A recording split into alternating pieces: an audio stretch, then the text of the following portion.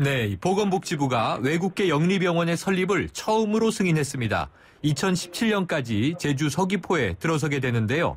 정부는 이 규모나 위치로 봤을 때 국내 의료 시장에 끼칠 영향은 제한적이다. 이렇게 예상하고 있고요.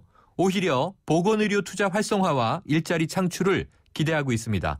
하지만 이 진료비가 오르고 건강보험 체계를 무너뜨릴 수 있다. 이런 우려의 목소리가 나오는 것도 현실인데요. 자세한 내용 보건복지부 이형훈 보건의료정책과장과 알아보겠습니다. 과장님 나와 계십니까? 네, 안녕하세요. 이형훈입니다. 네, 이 외국계 영리병원 이 개념이 좀 낯설어서요. 우리가 알고 있는 일반 병원과 무엇이 갖고 다른지 궁금한데 네. 어떤 개념입니까?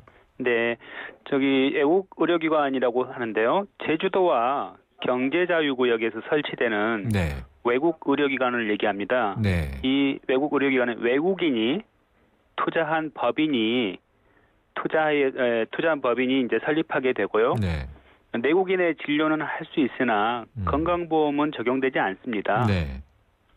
그러면은 지금 말씀하셨지만 지을 수 있는 지역이 이 한정적이라는 거죠? 네, 그렇습니다. 네. 그리고 이 내국인의 이용은 가능한데 국민건강보험은 적용되지 않는다. 네, 그렇습니다. 그러면은 일단은 진료비가 비싸다고 봐야 되겠네요. 아마 이제 진료비는 해당 외국 의료기관에서 개설해서 운영을 하면서 네. 설정을 할 테지만은 건강보험이 적용이 안 되니까 다소 비쌀 것으로 예상할 수 있습니다. 네, 그렇군요. 그러면은 이 외국계 영리병원 정부 입장에서는 이 어떤 효과를 기대하고 있는 건가요? 이 외국 의료기관은 사실은 경제자유구역이 논의되는 2002년부터 계속 논의되어 왔던 사항입니다.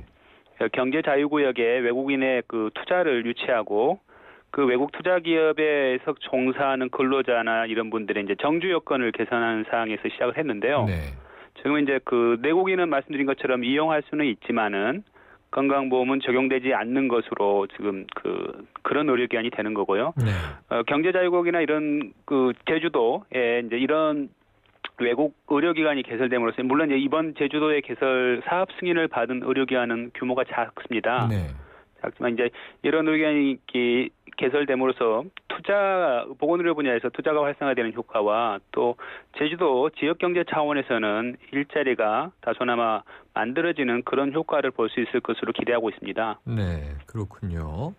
자, 이 의료 관련 시민단체들은요, 네. 이 국내 의료계에 영리병원이 도입되는 시작점이 될 수 있다. 이런 이제 우려를 제기하는데요. 네. 막연하게는 또 이제 의료 민영화 아니냐, 이런 두려움을 또 갖는 분들도 계시다고 하고요. 네. 어떻게 보세요?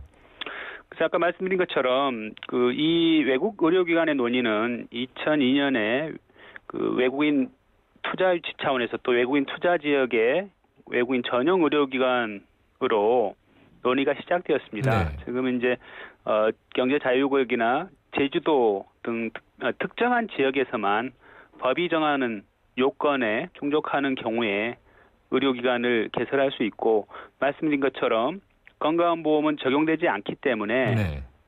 내국인이 서로 가더라도 내국인의 어떤 의료라든가 이런 이용에 큰 영향을 미칠 것은 아니라고 봅니다. 네. 그래서 건강보험의 틀, 즉 다시 말하면 전 국민이 건강보험에 가입하고 국내에 있는 모든 의료기관은 건강보험의 요양 서비스를 제공하는 즉 건강보험에 적용을 받는 의료기관이 되는 그 기본 틀은 유지하기 때문에 건강보험이나 공공보건의료 체계에 미치는 영향은 염려하시는 것과 다를 것으로 크지 않을 것으로 아니면 없다고 생각합니다. 네, 그러면 이제 이게 우리나라 헬스 분야의 좀 산업 활성화라든가 경제 활성화에 대한 기대를 아까 말씀해 주셨는데요. 네. 말씀하신 대로 이제 2002년부터 이제 10여 년간 노력은 해왔지만 이제 최초로 생긴 거잖아요. 네, 그렇습니다. 그럼 앞으로 이런 이제 외국계 영리병원이 전국에 좀 한 어느 정도나 확산되게 될까요?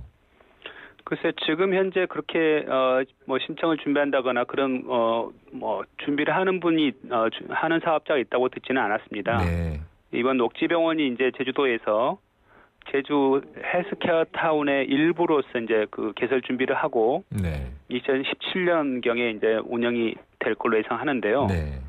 지금 이런 부분들은 뭐 그간에 말씀드린 그 외국 경제 자유구역에서의 그 외국 의료기관 큰 규모의 종합병원의 논의도 있었지만 이루어지지 않았습니다. 네. 그런 걸로 봐서 외국 의료기관이 뭐 염려하시거나 예상하는 것처럼 그렇게 많이 쇄도하거나 많이 이렇게 신청을 할 걸로 보지는 않습니다. 네. 그러니까 우후죽순처럼 생길 가능성은 현재로선 없다. 네. 그런데 이제 하나가 생겼으니까 앞으로 이 병원이 어떻게 잘 운영되나 장점과 네. 단점을 지켜봐야 되겠군요. 네네. 또 한 가지 이런 우려가 있습니다.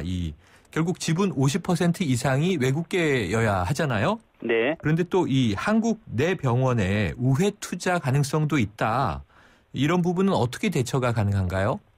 예, 이번 그 제주 녹지 국제병원은 100% 상해의 녹지그룹에서 네. 이렇게 투자하여 설립하게 됩니다. 네.